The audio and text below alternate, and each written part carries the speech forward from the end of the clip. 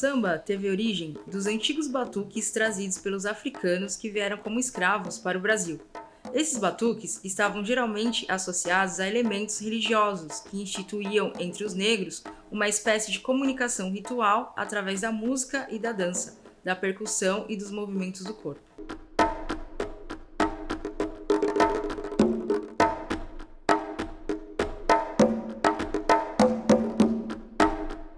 A minha história musical já vem da ancestralidade do meu pai, dos meus avós, seu João Pestana, que era muito conhecido aqui nos blocos carnavalescos, né, de Santos. E o meu pai, que começou bem novinho. A minha avó reunia as amigas dela, né, uma história muito engraçada, porque é bem rapidinha, porque ela queria que meu pai casasse. Meu pai já estava com 18 anos e nada. E aí o que ela fazia? Ela reunia as vizinhas e suas filhas e meu pai vinha com a galerinha do bairro dele lá tocar, né? E aí não conseguiu nada, ela só conseguiu fundar os Chorões, né? Que em 63 começou a desfilar em Santos, né? Ele e alguns fundadores, que hoje só tem um vivo, né? E aí o que aconteceu foi que passaram-se muitos anos. Meu pai começou a trabalhar numa casa aqui muito tradicional, da época Chão de Estrelas, e aí ele conheceu a minha mãe, e aí eles se uniram e aí fundaram em 1981 o Clube Chorões Santistas, né, a Associação Grêmio Carnavalesca Recreativa Chorões Santistas. E de lá para cá eu comecei a fazer parte do mundo musical deles, do choro, do bloco carnavalesco, das músicas carnavalescas. E o Chorões, ele abria os carnavais. E de lá para cá eu comecei a trabalhar com meu pai de formas diferentes. Eu comecei cantando com 7 anos de idade. Subi no palco pela primeira vez cantando aos 7 anos de idade, Pixinguinha, Carinhoso. E depois, com 9 anos de idade, como eu já tinha uma noção rítmica, eu comecei a trabalhar com meu pai nas casas, nos clubes da cidade, região e até São Paulo. Com 9 anos de idade já estava trabalhando na música. Então eu fiquei, quem é da música não tem jeito, é da música mesmo, né? Aí depois eu fui conhecida como a filha do Ayrton do Violão, que é o meu pai, fundador dos Chorões Santistas. E com o tempo que eu fui crescendo e tudo mais, a minha geração tal, o meu pai ficou conhecido como o pai da Didi Gomes. Então quem conhece, quem me acompanha nas redes sociais e acompanha a minha trajetória, sabe o quanto meu pai, minha mãe, Maria Madalena, são fundamentais na minha vida profissional e pessoal. Infelizmente, a minha mãe já tem 10 anos de falecida e meu pai faleceu tem 3 anos, tocando, trabalhando e cantando, que era o que ele mais gostava de fazer. A minha história no carnaval já começa em 1981, eu saindo pelos Chorões Santistas mesmo. Em 85 eu já estava cantando no bloco, músicas próprias do bloco, da gremiação, né? E eu cantava as músicas próprias que a gente saía abrindo aqui, a gente abria esse manto, essa passarela maravilhosa. Então eu já com uns 9 anos já estava na avenida cantando. E a minha iniciação na escola de samba foi muito bacana. Eu fui convidada por um grande intérprete da nossa região. Ele é o responsável pela minha vinda, de fato, para o mundo da escola de samba, que é o Chitão Martins, nosso intérprete maravilhoso aqui de Santos, São Paulo, e que eu desejo para ele tudo de bom. E minha primeira escola de samba aqui foi a Sangue Jovem. Essa foi a minha introdução, digamos assim, no carnaval de sambas enredos, escolas de samba de Santos. Atualmente fiz parte da ala musical da União Imperial aqui, fui campeã em 2016 pela Unido dos Morros e cheguei em São Paulo em 2014, convidada por um grande amigo, que é o Marcos Piquito, que está na nossa região também, que fazia parte também da bateria da Escola de Samba Vai Vai. Eu faço parte de um projeto maravilhoso que é a Ação do Coração, desde 2012. Por dicas de pessoas da própria associação, eu me inscrevi no programa Raul Gil em 2013, né? E aí eu fui selecionada entre várias, milhares de cantoras maravilhosas que eu conheço e hoje eu tenho algumas amizades. Eu fui lá e cantei e cheguei entre as 10, se eu não me engano, as 20 ou as 10 mais do Raul Gil, Mulheres que Brilham, em 2014. Esse vídeo foi parar no Vai Vai e parece que houve assim um teste para eles lá. Eu fui cantando Carlos Lira E eles colocaram isso no barracão e eles pensaram que era Elis que estava cantando naquele momento. E aí eles viravam o notebook e aí era eu. Aí eles falaram, você tem que trazer essa moça para cá para cantar, né? E aí foi quando o Piquito, já que eu já estava falando com o Piquito que eu queria participar de alguma ala, não seria exatamente ala musical, mas eu queria estar lá na avenida homenageando a Elis. E eu fui homenageada em 2016, se eu não me engano, ou 2017. Foi a última homenagem do meu pai em vida, na Alvorada do Samba. Quem não conhece a Alvorada do Samba, aqui em Santos, tradicionalíssima. E eu fui homenageada aí, meu pai era do violão. E o seu JB, né? Muito histórico, muito... Nossa, eu tenho livros, li todos. Ele contou a história daquela região toda, né? Ali do... Já pegando a Rangel Pestana, passando pela Arena Santos, indo para o Jabaquara. Aquilo tudo era um quilombo. E isso me deixou muito orgulhosa, porque eu moro num lugar que tem uma representatividade muito forte na nossa história, né, do país e do mundo, né? Eu moro num local abençoado, em todos os eventos que eu faço, eu peço licença, agora para o meu pai também, eu peço licença e peço ajuda da espiritualidade deles, porque é muito gostoso, quem entra na minha casa tem uma vibe muito gostosa e as pessoas que entram lá gostam de fazer, gostam de se reunir, gostam de ficar batendo papo, gostam de fazer reuniões musicais, seja o que for, né? E eu sou muito orgulhosa disso, de estar morando num lugar histórico que foi um quilombo. Para mim, os Chorões, eu acho que era para ser, você entende? Eu não tenho como explicar. É isso, é muito importante para mim isso.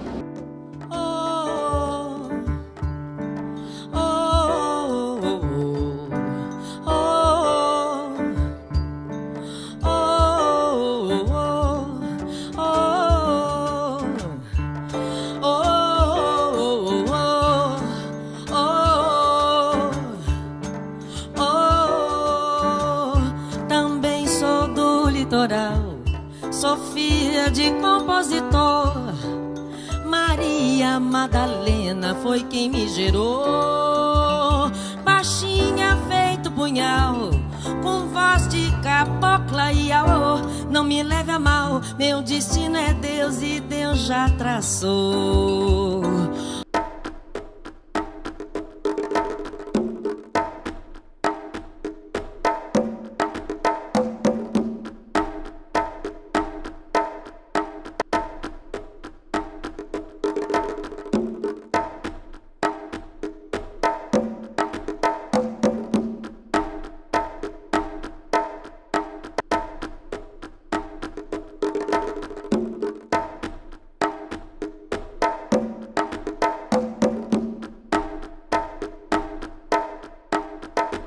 O jongo, que hoje é considerado uma cultura popular, muitas vezes era utilizado nas senzalas. O ritmo do batuque media a velocidade da fuga dos africanos escravizados.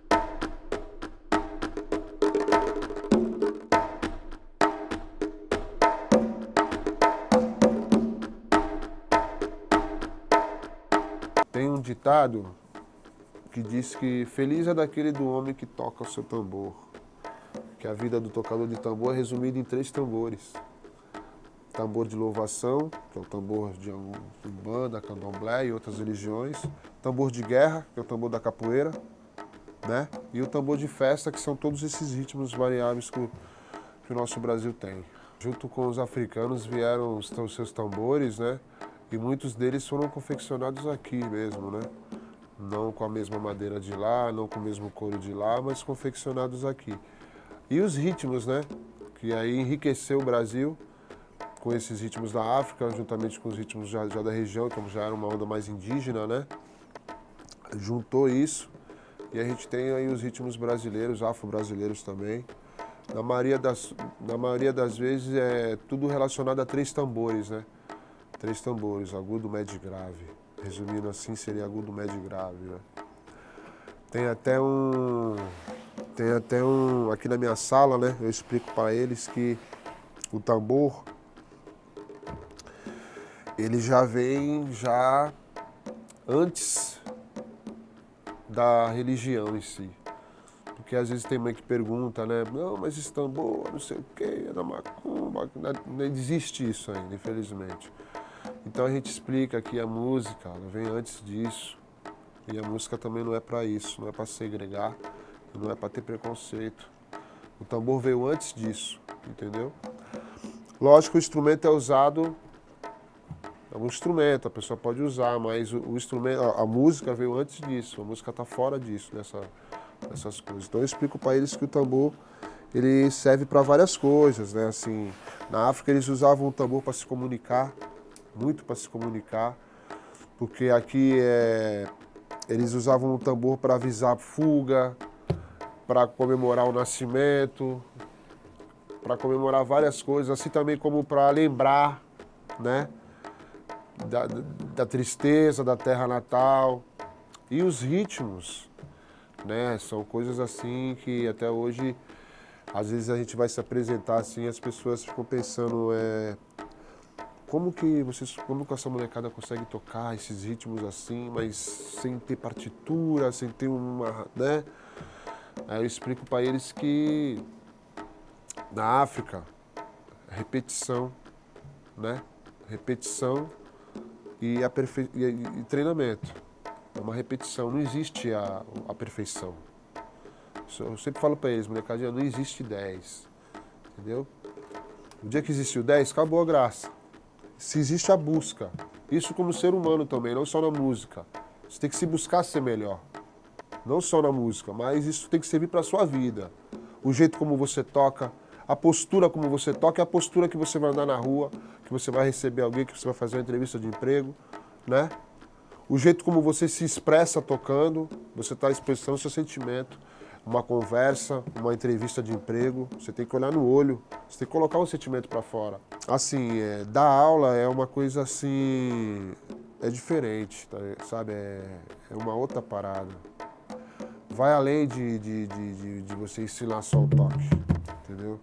Porque assim, você tem que chegar na criança, você tem que saber se a criança está bem, se a criança comeu, se a criança apanhou, entendeu? Porque essas coisas todas influem na situação. Você percebe, né? Então isso é perceptível. Então, graças a Deus aqui a gente tem sabe, essa coisa mais particular, assim, dentro da sala a gente também tem uma energia legal, eles gostam, eles me deixam à vontade para me passar para ele. E graças a Deus, Deus deu uma molecada aí que eles pegam muito rápido as coisas, eles gostam de música mesmo. Então, para mim, é meu combustível, sabe? Eu vou ficar aqui, fazendo minha aula aqui. O que eu puder passar de conhecimento para eles, eu vou passar. E depois eu explico para eles que é a sequência, né? Aí vem outro e vai passando, e a coisa não pode virar folclore. Tem que continuar nessa sequência.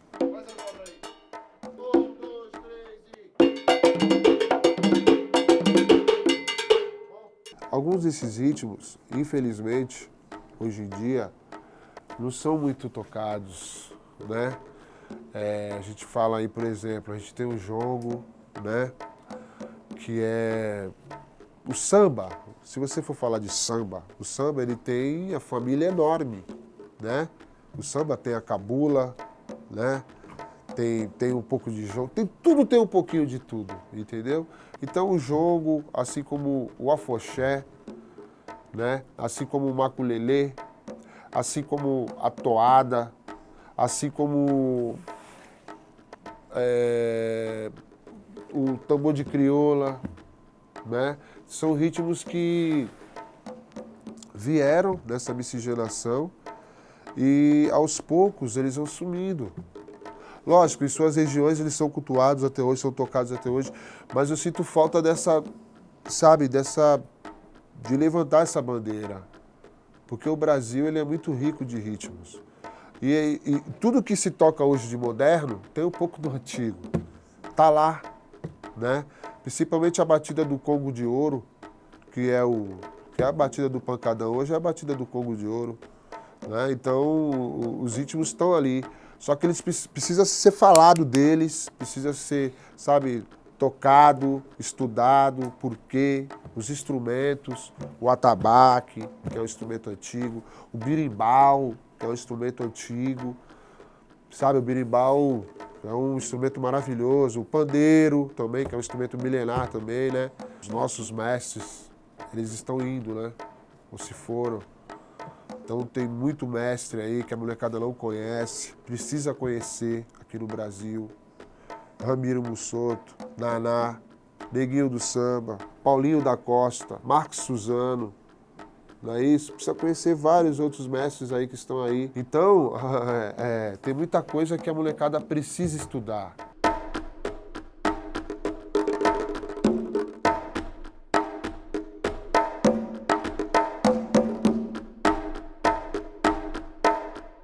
O movimento negro, os negros em movimento, criaram formas, não essa forma separadas, assim, de aqui estou fazendo a arte, aqui eu estou trabalhando, aqui eu estou me divertindo. Então, nas várias linguagens, a população negra no Brasil, né, então você vai pensar na pintura, na música, na dança, na escultura, no canto, né, na arte de cantar, eram formas também de resistência. Se a gente lembrar os sambas de roda, o que eram os encontros dos sambas de roda, que serviam de espaço de socialização das informações, com os quilombos que estavam sendo construídos, ou para onde que deveriam ir tais grupos, né, dessa casa, dessa casa grande, daquela outra. A própria capoeira, né, como um espaço que é de corpo, mas de dança, de luta, de treino, de fortalecimento muscular para conseguir, imagina, né, quando eu estive na Serra da Barriga, consegui subir aquela serra, então, e os movimentos muito ligados a uma forma de estratégias de guerra, né, então você percebe nessas questões o quanto que as várias linguagens artísticas serviram e servem. Se você pensar hoje o que é o funk, né, o que é o hip hop, se você pensar o que são as danças de ruas, o que são os desafios da juventude negra, juventude periférica na cidade, que junta os jovens recitando, fazendo poesia, lendo poesia, falando sobre a história do Brasil que a gente não vê nos livros, né, nos livros oficiais. Então, sempre o papel das artes esteve muito firme na resistência desse povo negro, né? A Frente Negra Brasileira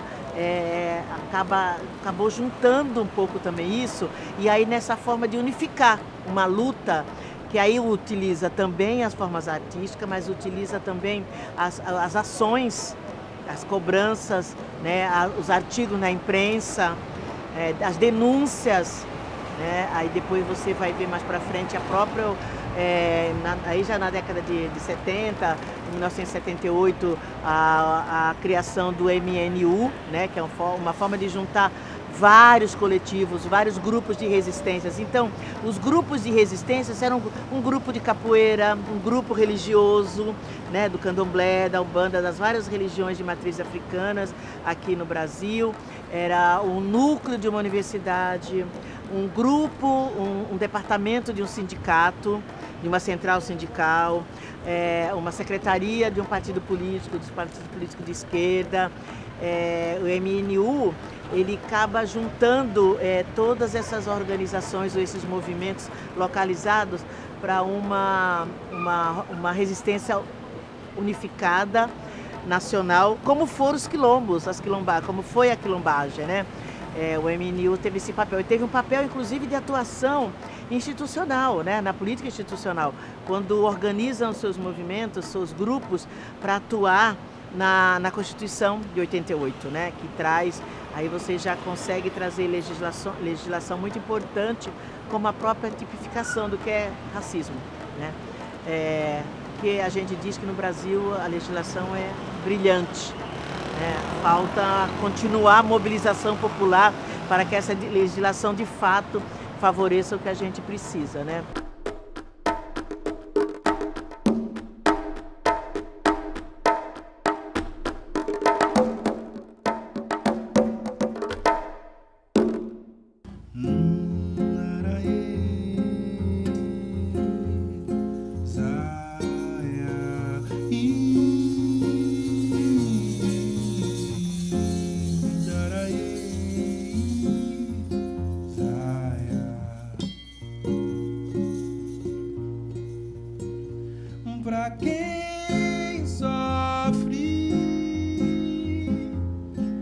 estatística não bastou.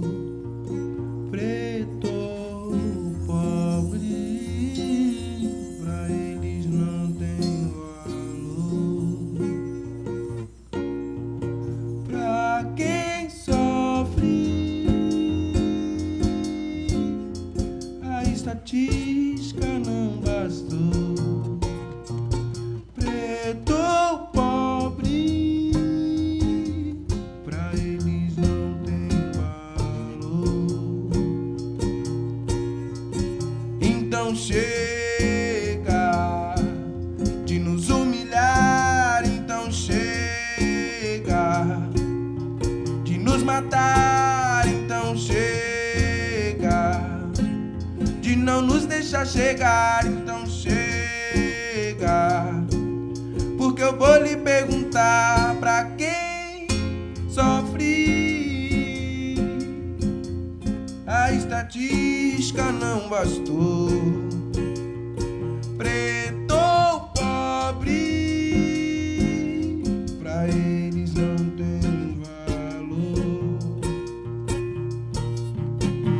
Pra quem sofre, a estatística não bastou. Preto ou pobre, pra eles não tem valor. Então chega de nos humilhar, então chega de nos matar, então chega de não nos deixar chegar, então chega. Porque eu vou lhe perguntar quem foi que disse,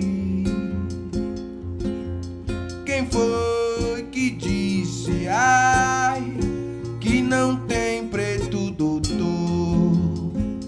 Ai, quem foi que disse que no lixão não nasce flor?